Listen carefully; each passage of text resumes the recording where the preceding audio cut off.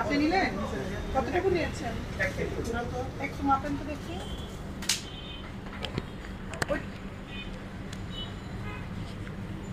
এবারে একটা এই খালি প্যাকেট আমাকে দেখান তো। আপনি বলেছেন 745 বিক্রি করবেন, তাই না? 750 768 18 টাকা লেস দিবেন, 18 টাকা 75 পয়সা লেস দিচ্ছেন, তাহলে এই 750 টাকা গেল, কত শেষ? তাহলে 750 টাকা গেলে আমাদের হচ্ছে কতটুকু কম যাচ্ছে বলেন? আপনার যদি 18 টাকা 75 পয়সা। আচ্ছা, এইবার 18 টাকা 75 পয়সা।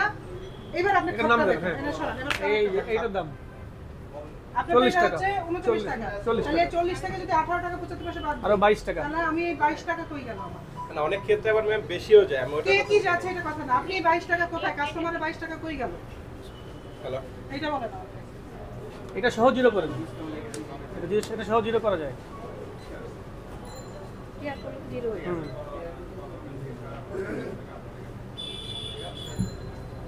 এখন জিরো? হ্যাঁ, ওটা ঠিকই আছে। এবার এটা জিরো হয়েছে কারণ সময় হ্যাঁ ছিল হ্যাঁ না। হ্যাঁ, এখন ভালো।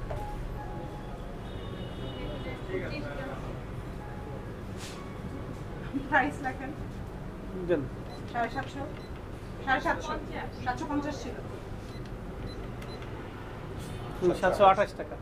তাহলে আপনি নেবেন ওনার থেকে 750 টাকা। 45 টাকা বা 50 টাকা। 50 টাকা বলছি। না স্যার, আমাদের আপনার অনেক ক্ষেত্রে আপনি যদি এটাকে জিরো করে যদি ওজন দেন, মানে আপনি এটা নামান, আমি বুঝছি আপনি নামান, আপনি এটাকে জিরো করে যদি মিষ্টি ওজন দেন তাহলে কি সমস্যা? তখন তো এটার আর এটা হয় না। সমস্যা বলতে সমস্যা নাই কিছু, আমাদের যেখানে বেশিটা যায় ওটা কিন্তু না, বেশি যাচ্ছে না তো, আপনি তো অটোমেটিক্যালি 25 টাকা কাস্টমারকে দিচ্ছেন। আপনি কি বুঝতে পারছেন? আপনার যে মিষ্টি পাওয়ার কথা 1 কেজি, কিন্তু আপনি প্যাকেট সহ পাচ্ছেন 1 কেজির কম, মূল মিষ্টিটা পাচ্ছেন 1 কেজির কম। এইটা আপনাকে দাম ধরতেছে 750 টাকা কেজি, এই প্যাকেটটার কেজি ধরতেছে 750। এটা তো আপনি করতে পারেন, এই জিনিসটা তো 750 টাকা কেজি ধরবে না। তো আপনি যদি মিষ্টি দেন তাহলে আপনি এই প্যাকেটটাকে জিরো করে দেন, এই ক্ষেত্রে কাস্টমার আপনার 25 টাকা প্রতারিত হচ্ছে। 25 টাকা না স্যার, আপনার আচ্ছা 22 টাকা। আমি কত হয় আমি সেটাই বলতে পারবো। সেটাই 22 টাকা, কিন্তু আপনার অনেক ক্ষেত্রে তো বেশি যাচ্ছে। অনেক কিছু সেটা বেশি তো যাচ্ছে, কোথায় অনেক বেশি ক্ষেত্রে আপনার যাচ্ছে? ম্যাক্সিমামই বেশি যাচ্ছে। কখন আমরা বেশি কত দাম রাখি না যাচ্ছে? কাস্টমার কখন বেশি যাচ্ছে? আপনি দেখেন, আপনি এখানে কার কাছে দেখেন দেখবো? আমি তো এসে যেটা পাইলাম সেটাতে তো কম পেলাম। দুই একটা আপনার সমান হয়ে গেছে, সেক্ষেত্রে আপনার এরকম সমান তো হয়নি, 22 টাকা কিন্তু কম না। আপনি কি অনেক টাকা। 750 টাকা কেজি কাগজ কিনবে? না আপনি হলে কেনার কথা কি পক্ষপাতী? না আপনি আপনার পাউরুটি, বিস্কুট, কেক, চানাচুর, দই, লাচ্ছা, সেমাই, এই 6টা প্রোডাক্টের লাইসেন্সের আপডেট কপি দেখান আমাদের। আচ্ছা ওনাকে বের করতে দেন, মোবাইলটা দিয়ে না, ফ্যানটা দিয়ে দাও। ভাই রাখেন, ওটা রাখেন। এখানে নিয়ে আসেন, ফ্রন্টে নিয়ে আসেন।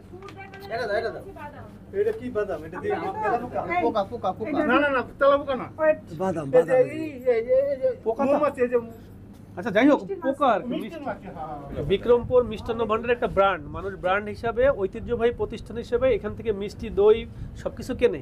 তাহলে আপনাকে সেই ব্র্যান্ডিং হিসাবে সাধারণ কাস্টমারের আস্থা বজায় রাখতে হবে। সেই কাস্টমাররা, জেনারেল কাস্টমাররা আপনার ভিতরে ঢুকতে পারে না। আমরা ম্যাজিস্ট্রেট মহোদয় সহ আমাদের সিনিয়র ম্যাম সহ আমরা ভিতরে এসে দেখলাম যে আপনার প্রতিটা জায়গায় যে মিষ্টিগুলো রাখছেন খোলাভাবে রাখছেন, যেটাতে আপনি নেটিং করতে পারতেন, এবং আমরা চোখের সামনে আপনার মিষ্টির মধ্যে আমরা পোকা পেলাম। এটার কি ব্যাখ্যা দিবেন এটা আপনি? পোকা না স্যার, এটা হচ্ছে মৌমাছি। আচ্ছা সেটাই পড়লো কেন? সেটা কেন পড়বে? মিষ্টি এটা পড়ছে, এটা আমার ভুল হয়েছে। 1/9/24 1/9/24 এখন কি মার্চ হয় না? 6 মাসে আপনি পান নাই, টেস্টের পরে টেস্ট রিপোর্ট আসে 15 দিনের মধ্যে। অফিসের সাথে কথা বলে নেবেন, সমস্যা নেই। ওনার সাথে আমি গত পরশুদিন কথা বলছি, কি বলছে? তো বললো না এখন ওটা হয় নাই, হলে তো আপনাদের আপনি কি টাকা জমা দিয়েছেন? কিসের লাইসেন্স ফি জমা দিয়েছেন? না, লাইসেন্স টাকা জমা করতে পারেন। আমার যে দুটার কথা বলছে, একটা টেস্টের ফি আর একটা লোকে রিনিউ করার জন্য যেটা রেনি করার সেই আসসালামাইকুম শেখ স্যার, ওই যে বিএসটি আর লোক আছে, ওনার সাথে খুব কথা বলেন আপনি। উনি কে? ওনার নাম আসিফ, হ্যালো আসিফ কে? উনি ইন্সপেক্টর। হ্যাঁ, আসিফ ভাই। ভাই ওই যে বিক্রমপুর ফুড প্রোডাক্টের ঘি মোবাইল কোর্টে আসছি আমরা, বিক্রমপুর ফুড প্রোডাক্ট ঘি, ওরা আবেদন দিয়েছে 12/6, আর টেস্টিংয়ের টাকা জমা দিয়েছে 15/9। ওরা কি 1/9? ওনাদের লাইসেন্সের বিষয়টা কি একটু বলবেন? ম্যাজিস্ট্রেট মহোদয় স্যার আছেন?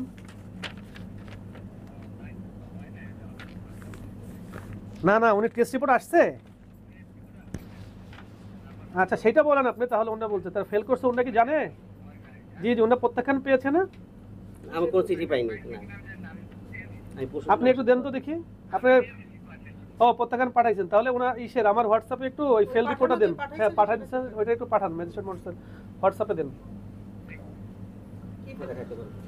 এই দেখেন আপনার এই যে ইসের ঘি পণ্যের বিএসটিআই লাইসেন্স নবায়ন প্রত্যাখ্যান প্রসঙ্গে আপনার ঘিটা মান অনুসারে কি হয়েছে, অকৃতকার্য হয়, লাইসেন্স কি করা হয়েছে, প্রত্যাখ্যান করা হয়েছে। হ্যাঁ, বিএসটিআই লাইসেন্স বিহীন সম্পূর্ণ অবৈধভাবে লোগো ইউজ করতেছে এবং পরবর্তীতে খোঁজ নিয়ে জানা গেল যে এই পণ্যটা পরীক্ষান্তে নিম্নমানের প্রতীয়মান হয়েছে।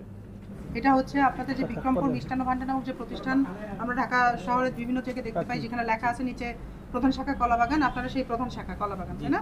আমরা আজকে আপনাদের এই বিক্রমপুর মিষ্টান্ন ভান্ডারের যে প্রধান শাখা কলাবাগানস্থ, এখানে এসে আপনাকে রঞ্জন দাস ম্যানেজার এই শাখার, আপনাকে আমরা মালিকের পক্ষে পেয়েছি। তো আমরা এখানে এসে দেখতে পেয়েছি প্রথমে যেটা, যে আপনারা কিন্তু আপনাদের পণ্যের যে মিষ্টিগুলো যে পণ্য বিক্রি করছেন, আমাদের প্রধান কথা কি, কাস্টমারকে যখন আমি দিব, ভোক্তাকে যখন দিব, একদম নিট পণ্য বুঝিয়ে দেওয়া, কিন্তু এটা আইনগত বিধান বাংলাদেশের আইন অনুযায়ী। হ্যাঁ, এবং বিএসটিআই থেকেও আপনাদের যখন আমরা মোড়ক দেই, আমাদের ওজন পরিমাপ যে আইন আছে 2018, সেখানে বলা আছে একদম কাস্টমারকে আপনাকে নিট ওজন বুঝিয়ে দিতে হবে। সেখানে আমরা এসে পেয়েছি যে আপনারা কিন্তু নিট ওজন বুঝিয়ে দিচ্ছেন না। আমরা মোড়কের ওজন দেখেছি যে মোড়কের ওজনও আপনার মিষ্টি 750 টাকা কেজি আপনি বিক্রি করছেন, আপনার মোড়কের ওজনও 750 টাকা কেজি চলে যাচ্ছে কাগজ। কাস্টমার যখন কিনছে সে 750 টাকা কেজি কাগজের ঠোঙার জন্য পে করছে। ঠিক আছে, এইটা আইনত নিষিদ্ধ। আপনাদেরকে আমরা বিভিন্ন শাখায় যখন গিয়েছি আমরা বলেছি বারংবার যে আপনারা স্টিকার দেন। অনেক প্রতিষ্ঠানে আছে যারা এই স্টিকারগুলো দিচ্ছে, আপনি একদম ওই যেখানে আপনার দই বড়া পাওয়া যায় এটা লিখতে পারতেছেন, আপনি এই ডিক্লারেশনটা কেন দিচ্ছেন না? আপনারা এই ডিক্লারেশনটা দিবেন, কয়দিনের মধ্যে দিবেন এটা আমাকে আজকে বলতে হবে আপনাদের। কারণ আপনার এখানে আমি হেড অফিস, আমি ধরে নিচ্ছি যে আপনারা এই হেড অফিসে আমি বলা মাত্র সবগুলো শাখায় এইটা মেসেজটা পৌঁছে যাবে, মেসেজ পৌঁছে যাবে না, মানে এই কাজটা বাস্তবায়ন হবে। এখন আপনি আমাকে বলেন যে এটা আপনাদের কয়দিন লাগবে? এটা তো একদিনের বেশি লাগার কথা না। আমি ধরলাম যে কয়দিন, আপনি বলেন, আপনি আমার কাছে সময় নেন।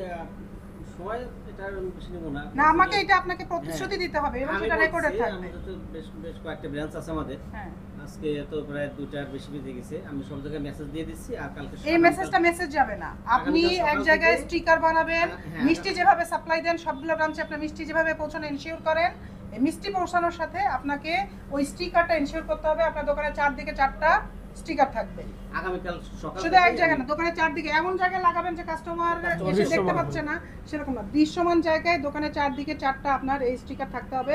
আপনাদের যতগুলো শাখা আছে এইটা আমাকে বলেন আপনি কয়দিনের মধ্যে? আমি আগামীকাল থেকে আমি সব ব্রাঞ্চে এই স্টিকার লাগিয়ে দেব। স্টিকার কিন্তু একদম বড় বড় অক্ষরে যাতে দৃশ্যমান হয়, বড় করে লিখে দিই, এরকম স্টিকার না, একদম পার্মানেন্ট স্টিকার লাগাবেন। বুঝতে পারছি। ঠিক আছে, এটা আপনি প্রতিশ্রুতি দিচ্ছেন, আপনি বলছেন আগামীকাল, আমি আপনাকে আরো একদিন সময় বেশি দিলাম। না ঠিক আছে, আপনি আজকে হচ্ছে সোমবার, মঙ্গল, বুধ, বৃহস্পতি, দ্যাট মিন্স এই সপ্তাহে যে 3 কর্মদিবস আছে, এই 3 কর্মদিবসের মধ্যে আপনারা আপনাদের যতগুলো শাখা আছে সবগুলোতে এই পণ্যের ওজন থেকে যে আপনার মোড়কের ওজন বাদ দেওয়া হয় এই ডিক্লারেশনটা কমপ্লিট করবেন।